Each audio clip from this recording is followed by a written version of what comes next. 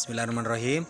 Assalamualaikum Pak Rahmat, atur nuhun pisan. Ini pertemuan kedua ya, berarti berkaitan dengan yang pertama berkaitan dengan tips and tricks pembelajaran di rumah menggunakan atau menggunakan aplikasi Zoom. Ini ada pertanyaan kedua berkaitan dengan kalau secara ilmiah menurut Pak Rahmat berkaitan dengan penggunaan Zoom untuk anak-anak usia sekolah itu kira-kira berapa jam untuk kekuatan mereka?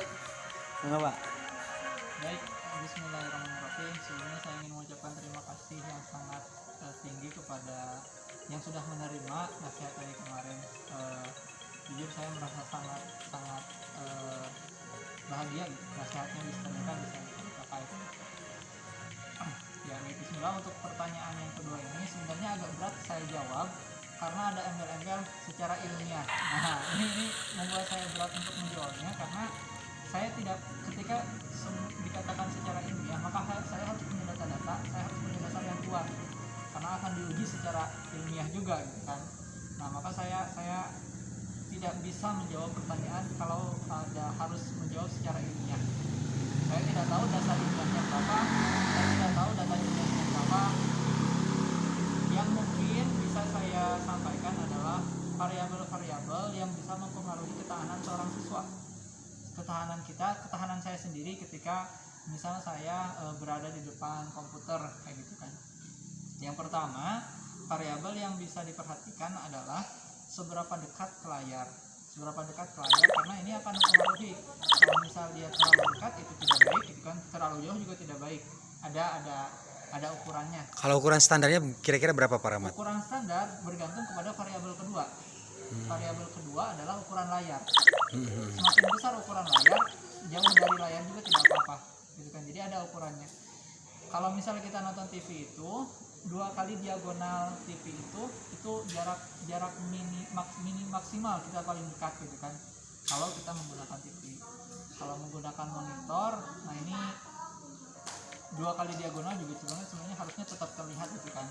Dan itu 2, jadi jarak ke layar, ukuran layar, dan terakhir mungkin tentang ukuran ini adalah resolusi layarnya juga, seberapa kecil hurufnya di layar itu kan. Bisa jadi layarnya besar, hurufnya kecil-kecil gitu kan, nah, sama juga gitu kan, nggak ngefek. Nah kayak gitu, itu beberapa variabel selanjutnya adalah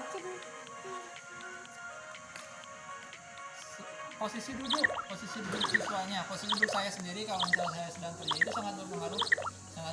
Saya sendiri ketika kerja kadang tidak selalu dalam posisi duduk, kadang saya sengaja berdiri, mungkin bisa sejam 2 jam ketika kerja itu di depan laptop saya sengaja berdiri karena kalau duduk terus juga tidak baik kayak gitu kan, karena kita tidak diciptakan untuk duduk terus menerus. Kayak gitu, itu yang saya pelajari. Jadi kadang saya sambil kerja tuh sambil berdiri, kadang 2 jam 3 jam saya di depan laptop tapi berdiri kayak gitu. Dan posisi duduk ini ada posisi duduk siswa juga sangat berpengaruh, apakah posisinya seperti ini, sila seperti ini gitu kan di depan laptop, ataukah mereka duduk di atas kursi.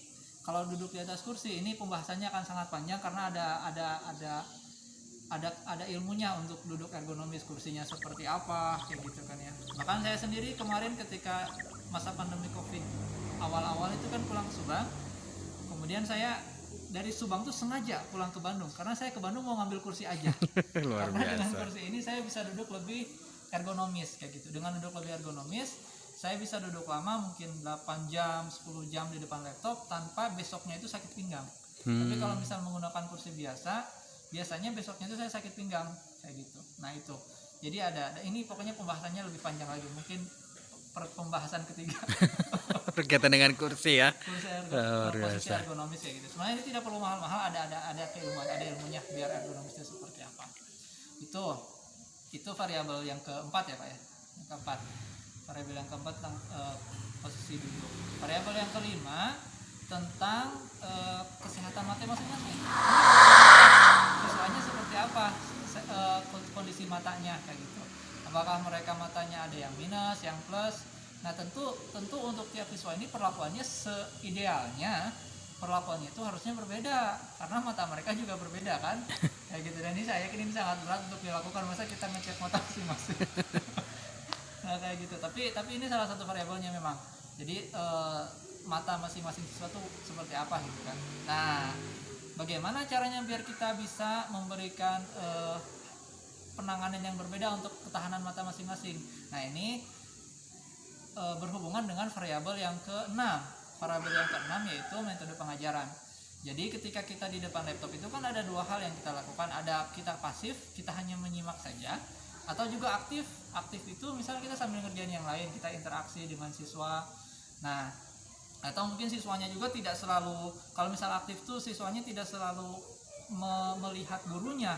Mungkin dia sambil membaca buku kah, ataukah dia sambil ngecek buku, kemudian lihat lagi ke gurunya di Zoom kayak gitu kan ya. Nah ini yang aktif ini yang saya pahami cenderung lebih membuat tahan lama gitu kan, karena tidak selalu fokus di depan laptop kayak gitu kan. Nah itu, dan yang saya pahami ketika saya sendiri menjadi seorang pembelajar, belajar itu tidak hanya kita paham dari guru. Yang saya pahami justru saya terkadang paham itu ketika saya berdiskusi dengan teman sesama sekelas kayak gitu kan ya. Nah ini mungkin juga bisa dimanfaatkan. Gimana, mungkin saran dari saya gimana caranya kita bisa lebih meningkatkan interaksi antar siswa, walaupun kondisinya COVID kayak gini mungkin bisa ditingkatkan tuh diskusi antar siswa kayak gitu.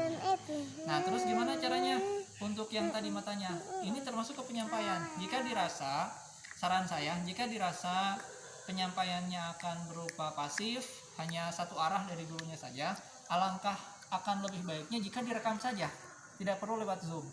Karena tujuan dari Zoom itu adalah interaksi antara siswa dan gurunya. Jika hanya pasif saja, saran saya gurunya merekam video, sebarkan ke siswa. Hari itu kasih videonya dan tugasnya, suruh diskusi dengan teman-temannya. Karena kemampuan menangkap siswa beda-beda, mungkin ada siswa yang ini udah 10 menit putar lagi ke 5 menit, 10 menit putar lagi ke 7 menit, karena dia nggak nangkap kayak gitu kan ya. Tapi kalau yang nangkapnya cepat, mungkin videonya dengan kecepatan 2 kali lipat dia tetap bisa paham kayak gitu kan ya. Kayak gitu, dan dia bisa lebih mengeksplorasi bukunya, mungkin dia bisa lebih berdiskusi banyak, dan mungkin dia bisa menjadi tempat bertanya teman-temannya kayak gitu, yang mereka menyimaknya lebih cepat. Dan ini juga bisa digunakan kalau misal ini siswa ini matanya itu minus, mungkin dia harus sedikit di depan laptop, dia kecepatannya yang tinggi aja yang memutar videonya gitu kan, minus dan kemampuan menangkapnya cepat gitu. Nah kayak gitu, itu mungkin saran dari saya. Jadi beberapa hal tadi bisa dipertimbangkan. Selebihnya dari sisi keilmiahan saya sebenarnya bukan bidangnya untuk memberikan pertimbangan ilmiah, tapi kalau di sisi pengalaman, nah itu yang barusan saya sampaikan, itu pengalaman saya selama 8 tahun menjadi programmer. Demikian, atur nuhun, terima kasih. Wassalamualaikum warahmatullahi wabarakatuh. Assalamualaikum warahmatullahi wabarakatuh. Atur nuhun pisan Kang Rahmat.